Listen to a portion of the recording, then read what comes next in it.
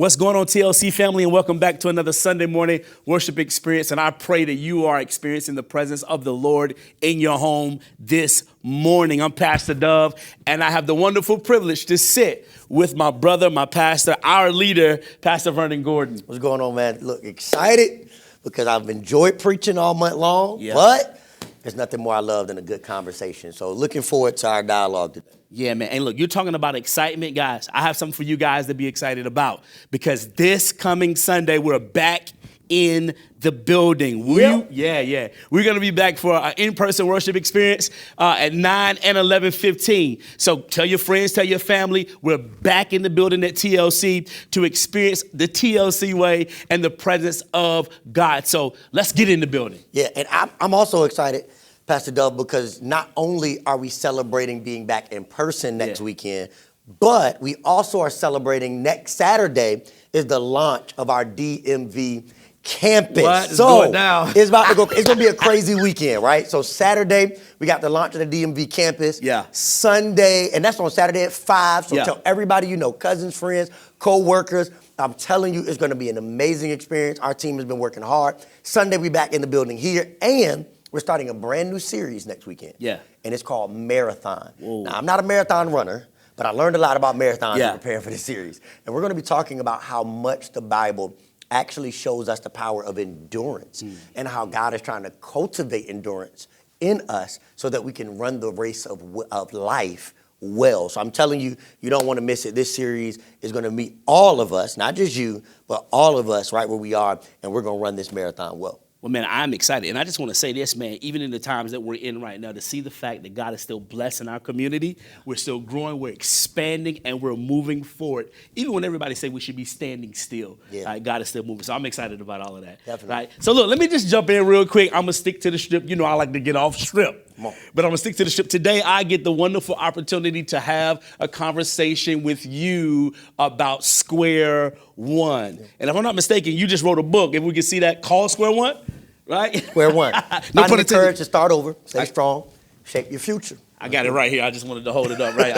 I always wanted to do this. But yeah, it's a wonderful conversation. And I want to be honest, we're not just having this conversation because you wrote the book. Yep. Honestly, Pastor Vernon, I believe this conversation today is about where we are. And God really leading you to write something before we got to where we are that informs. And I think it's going to help us find some practical ways to get through where we are. And so I just want to ask you some questions around that. You all right with it? Let's go. You ready? Yeah. All right. But before I jump into the book exactly, I want to ask you this question. Pastor Vernon, preacher, I believe you used to play a little bit of basketball. You say that, right? I mean, just a leader of leaders, a father, a son, a husband. I mean, you operate in so many spheres, and you do so many things. At what point did you become an author?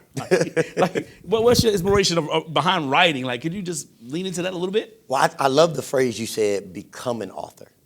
Because if I'm being honest, I believe everybody is a writer. Now, hear my heart when I say this. I believe every person under the sound of my voice has some story to tell. Now, whether they tell that story through song, whether they tell that story through written works like poetry or books, whether they just tell that story through journaling, we all have a story to tell and to write. And so I believe that we all are narrating our life journey, or we should be. And so for me, it's always been a part of my rhythm and routine to say, what story do I want to tell in this season? Not for vanity, not for self-righteousness, but because I believe that more often than not, there is so much power to help people if we are more vulnerable with sharing our story. So I would like to imagine that all that was going on. Now, to specifically professionally becoming an author, never saw it coming. I wasn't much of a reader. Growing up, I was the dude in high school. All right, don't nobody leave me hanging in the chat. Everybody always got a high school story. Here it comes. I knew it was coming. Don't leave me hanging, y'all. I was the dude who never really finished a book in high school, but always went to Spark Notes to take the test, right? I'm like, look, come on, don't leave me hanging. Put it in the chat. Be like, yeah, me too. I was looking at Spark Notes to be like, I didn't read the whole book, but I need to be able to pass this quiz or test. And so I wasn't much of a reader until I got older and started to see the value in actually writing and recognizing, and I would just say this and we can move on, but I think every person should value how you want your story and what you've learned in life to be told beyond your life. Now, again, no matter how you choose to do that, I believe that's an important practice for all of us. Again, whether it's the journals we leave, whether it's some other mechanism, I didn't want to die with a story left to be told. And so I believe that this is the first or the second book of many that I believe God is going to birth. But I never saw myself as a writer. I just had enough courage to do it. And I say this, no matter what God calls you to do, it's going to require vulnerability. And the greatest temptation is to let shame cause you not to produce what God told you to produce. So don't worry about what people are going to think. It's never going to be good enough for everybody. But as long as you can look God in the eye and those you love in the eye and said, I did the best I could, be proud of that. So I'm excited about it. Yeah, that's fire. And look, just to kind of piggyback off of that, I was perusing through the book. You gave us like, okay, what inspired you to write overall and become an author? But I was perusing through the book, man, and just taking notes, preparing for the day. And I just want to ask you this, man. You heard me earlier say, you wrote the book before we got into the time that we're in, right? And so I want to frame this for our audience. Like, what are the origin stories of Square One? Like, what was the deal? Like, where did it come from? You're not responding to them, are you? Yeah. No, I think, well, first and foremost, I think you hit a nail on the head, which is, this book really is the byproduct of a sermon series. Wow. We did in May of 2020. So, the pandemic began in March of 2020. Couple of months later, when we thought it was just going to be a passing circumstance, I was like, okay, we're probably going to go through 6 to 8 weeks or maybe just like, a little while, but we'll be back and everything will be back to normal. Everybody was just waiting to get back to normal. And so I didn't even imagine that a series from May of 2020 would still be relevant and that there would still be a message to share. I thought that window of opportunity would surely pass. And so this started as a sermon series to encourage people on what I thought would be a temporary existence. But the other part of this is this. Square One moments show up in all of our lives, not just in a pandemic season, right? Some of us know the word square one is literally defined as a setback or feeling like you have to go backwards or start over. And I think we all can look at our lives and see moments of setback and disappointment that have probably showed up before a pandemic, right? Whether it's a relationship, whether it's grief, whether it's a loss of a job, whether it's a loss of an opportunity or relationship or transition. And so I really felt like the content of this book, while I really sat with it in a pandemic, what God really showed me was, hey, people are going to be facing Square One moments after a pandemic for the rest of their life. How do we teach people to navigate those moments and seasons so that they can endure, all right, and not just succumb to the season? So that's kind of how it all came to be. Yeah, I love that. I mean, everybody's going to have a Square One moment, right? And I believe people in our community and abroad are pretty much aware of your Square One moment in Square One space. Can I ask you this question, though? Are there any new, if you think about the book Square One, are there any new attachments? I know, again, apart from your Square One story, we know that Square One speaks to in your life.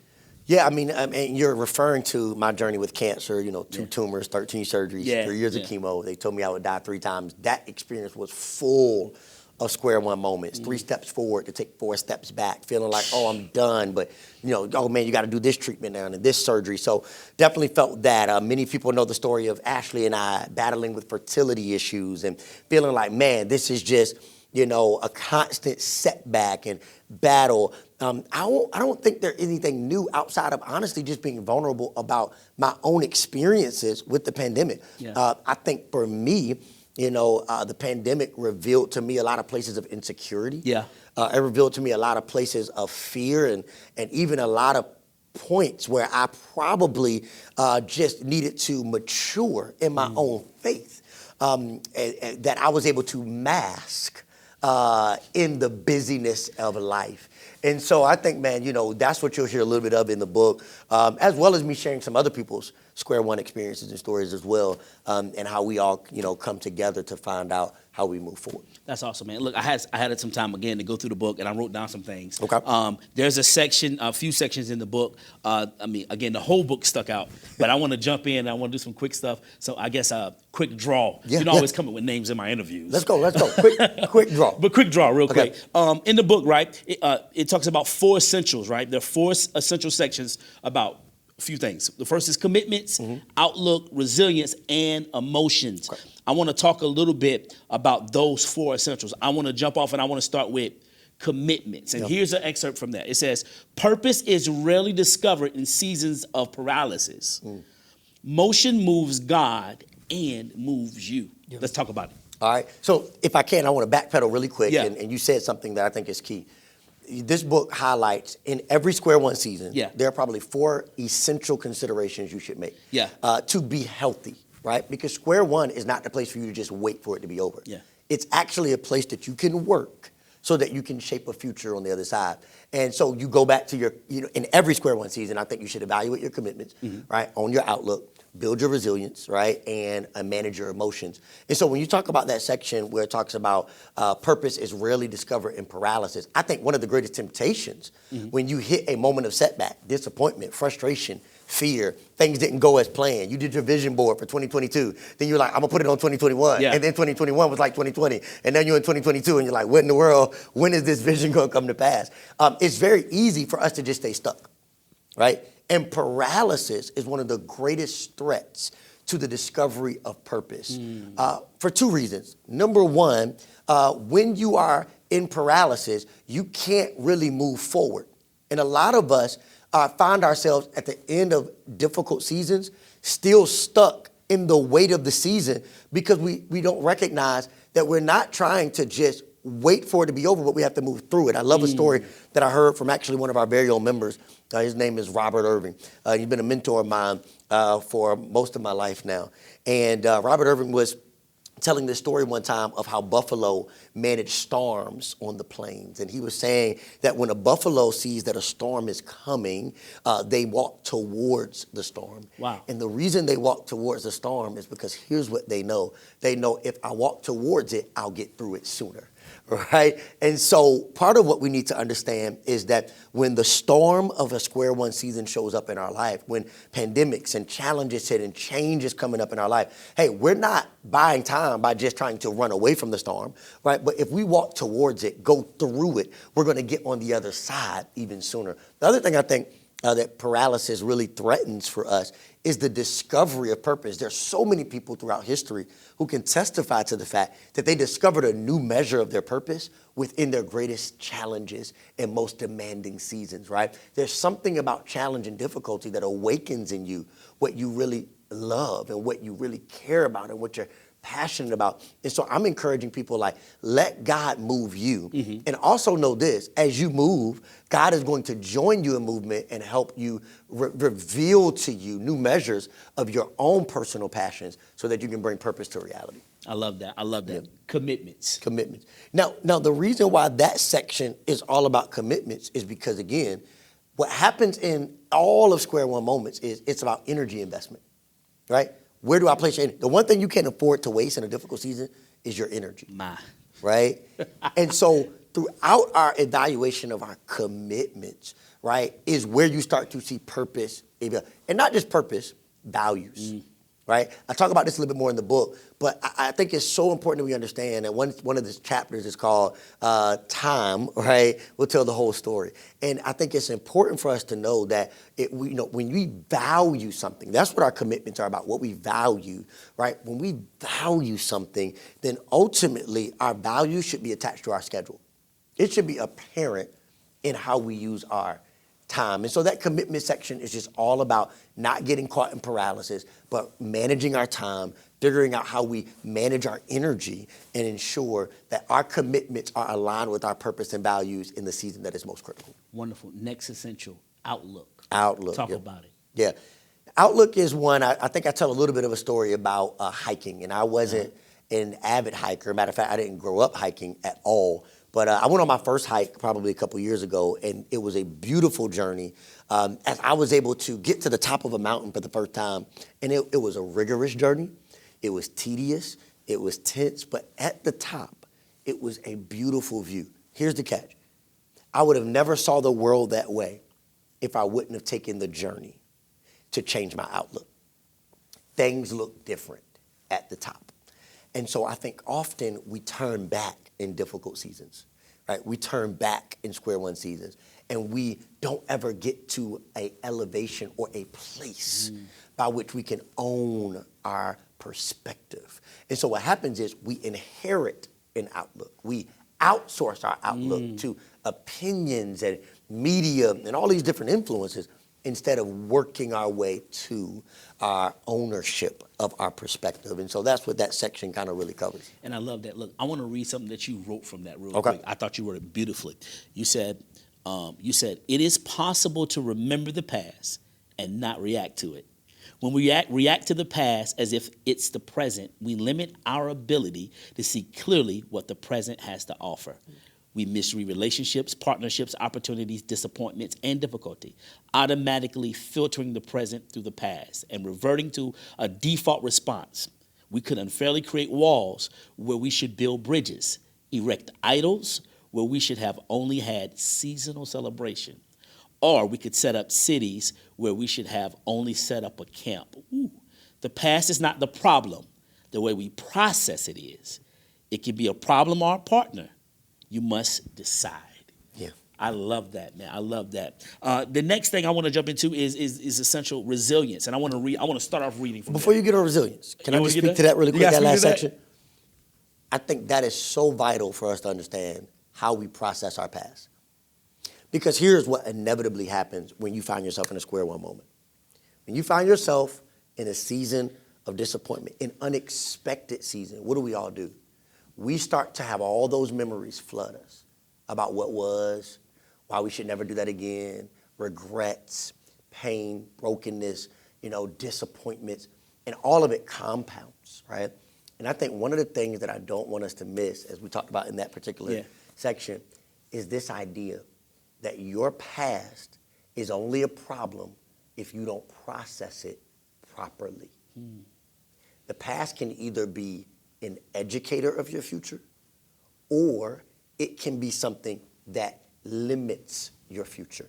And I want to encourage you today as you think about your outlook, don't let your past become the thing that pulls you away from shaping a beautiful future simply because the moment something triggered you, right, in this square one season, it reminded you of why you never step out in faith and why you never, because here's what the past will do for you. It will prevent you from seeing how far you've actually come. And so I want to encourage you to really own your outlook. And nothing attacks proper perspective and outlook like past pain and past problems, right? And so that's a part of what is that section is talking about. I love that. Resilience. Yeah. Right? I want to read from the top on this one. In the book, you said, struggle doesn't grow from roots. It reveals them. Struggle doesn't grow your roots. It reveals them. If you look hard enough and talk long enough, they always show up. Your response reveals your roots. Yeah. I think that's, when we think about the idea of struggle has a purpose. Scripture shows us this in the book of James. It talks about this idea of don't regard trials and tribulations as some unnecessary part of your process. For trials and tribulations ultimately produce character and endurance and a maturation in you, right? And so there is struggle, but then there is also the result of struggle when connected to God's will and way. And I think one of the things that I really believe is important for us when it comes to building resilience is to recognize that, and this is why square one seasons, why I say don't just wait in them, but work them. Because you can choose to define in every season what will be the roots that guide you through difficulty.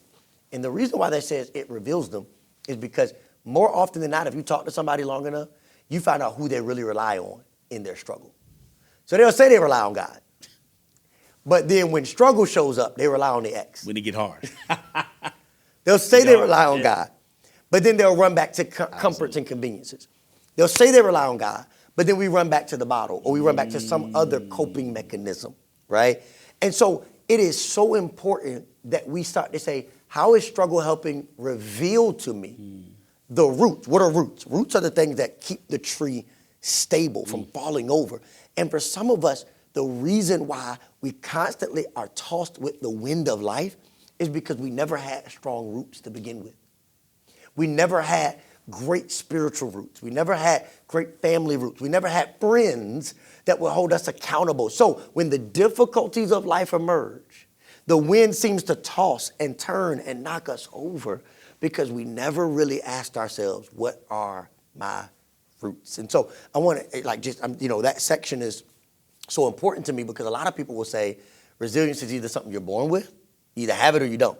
And I believe resilience is something you can build. You can build healthy roots, right? Through building relationship with God, right? Through your devotional life, through your prayer life, through fasting. Like you can develop healthy roots. You can develop accountability and building relationships. That's why we want you in a small group so that you can actually have some healthy roots around you so that when life storms show up, they don't toss you over. You say, no. As scripture talks about, I'm built on a strong and firm foundation. This is why we want you to build healthy roots by building a healthy church community and having all the principles and practices so that when square one seasons emerge, not if, when you say, hey, when I wasn't in a setback, when I wasn't in difficulty, what were you doing? I was building some healthy roots. So yeah, I'm feeling the weight of the season, but I'm not falling over in it because my roots are healthy enough to keep me standing up. That makes sense? That makes sense. Yep. That makes sense. Last essential I want to touch on. Yep. Right. Emotions. Yep. Emotions. And I got to read this. There's a story in the book about this song, Somewhere Over the Rainbow. Yep. I love that song. And it tells us about, it kind of pretty much pertains to the emotions when you think about that song. Again, you referenced that. And so I'd love for you to lean into that a little bit.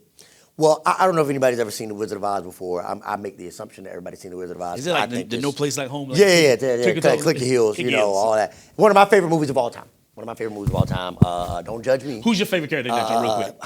It's Scarecrow. That's tough. What is it, Tin Man? I like the Move On Down the Road version, though. Now, here's the thing, Now, I'm going to say something. Don't y'all judge me. In the chat, don't y'all go in. Okay? I like The Wiz, but if I got a free day, I'm watching The Wizard of Oz. Okay. And not The Wiz. Now, ease on down the road. That's beautiful. That's beautiful. That's beautiful. And the soundtrack is better on it. Yeah. But I'm a Wizard of Oz. Somewhere Over the Rainbow. I can get Somewhere Over the Rainbow. We can get there. But Somewhere Over the Rainbow is a song that's found in that movie. And I think one of the beautiful things I found out about that song is that Somewhere Over the Rainbow was actually written by a Jewish writer who was actually paying homage and ode to family and friends of his who were navigating the Holocaust. The song he actually wrote as a metaphor to his emotions and him trying to translate the experience of those who were near and dear to his life, that he was far away from at this time because he was in New York, but he saw what they were navigating. And so when you hear lyrics, they hit different now when it says Somewhere Over the Rainbow, way up high. He's writing about his family and friends who are in concentration camps. And there's a line in the song where he even talks about above the chimney tops, bluebirds sing. He's trying to paint this picture of those that he loved and how they would look beyond the chimney tops of the concentration camps and how they had to see a hope and see a future and see a rainbow above the darkness that surrounded them. And what he was trying to accomplish in that particular song was trying to paint a picture of hope in a dark time. And what I begin to think about is this idea that emotions can either control us or we can control them. And we get to decide, even in dark times, even in difficulty, what song we'll sing and what story we will tell. I like that. I feel my help coming on here. No. I think this is what even the saints of old. I mean, I grew up in a great church, but it was a small church. And if you grew up particularly in the black church tradition, historically, this is where even our songs birth from. Ain't gonna let nobody turn me around, right? It was a song that says, hey, we got difficulty in front of us. Hey, we got an impossible circumstance, so it seems in front of us. But I'm dedicated to moving forward. The lyrics match their resolve. We got all of these songs that testify, 'tis so sweet to trust in Jesus. Just to take him at his word, right? Like there was a confidence. There was a resolve in what they were singing about. And so what I saw in that song, like so many others, is this recognition that yes, our emotions should be acknowledged, but they don't have to own what we say and what we do with our life. Emotions are to be acknowledged, but emotions don't have to own us. And so I want to make sure that as we navigate that section I named several times, like, again, emotions either are something we manage or they manage us. And so that section is really just encouraging us to take ownership of our emotions and to manage them well, not to avoid them, but to manage them so that we can continue to move towards the hope in the future that God promises. Man, that's such a blessing, man. You really stirred my soul as well thinking about that. I think about even my upbringing and how I was raised and that perseverance and that pushing through. So that really touched me personally. Okay, Pastor Vernon. Again, I think we have talked about a lot of different things from the book. I think that people have been encouraged. I'm grateful for Square One, man, just, again, having a chance to peruse through it myself. But again, we're in a Square One moment right now as a nation, as the world collectively. If you could speak to everyone watching, what would you say to them to encourage them in their Square One moment right now? I think a couple things. Number one, I'd say find your way back to God. And I think one of the temptations is to think that finding our way to God is a singular or a one-time activity. But I think in seasons like this, we have to continually find our way back to God. We have to find our way back to God in our practices. We have to find our way back to God in our listening. We have to find our way back to God in our marriages. We have to find our way back to God in our parenting. We have to find our way back to God in our decision making. And I think we have to, as we go through and navigate so many unknowns and uncertainties, we have to constantly find our way back to the voice and vision that God has for our life so that we don't find ourselves drifting into a lifestyle that is just self-directed by desire and personal preference. So I want to encourage us to find our way back to God, because it is only with the Spirit of God that we are going to sustain and endure for a time such as this.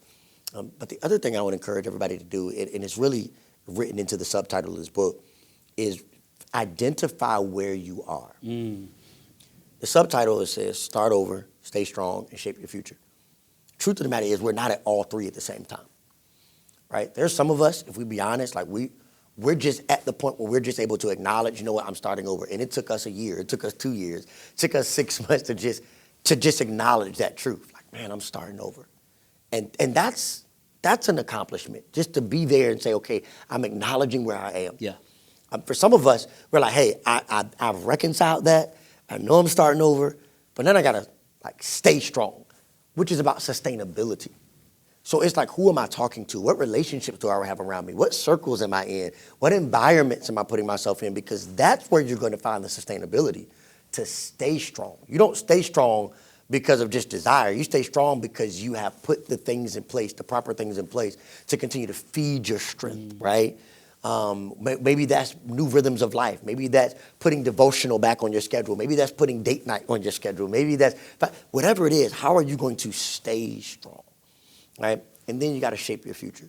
There's some of us who are at the point of shaping, right? Like I had a friend one time come during the middle of a service and actually mold something, actually had some clay and molded it in front of us. And as she began to put her hands on the clay, it got dirty and it got messy and it was falling over on the sides. But the beauty of it is she constantly reshaped and reshaped and reshaped. And she took what was available to her so that she could continue to mold something into an image or a vision that she had. But it wasn't just putting her hands on it. It was a constant catching that which was falling, and catching that which was leaning over, and reshaping and removing. And I want to encourage all of us to not lose this opportunity to shape and mold, right? Our lives, our futures.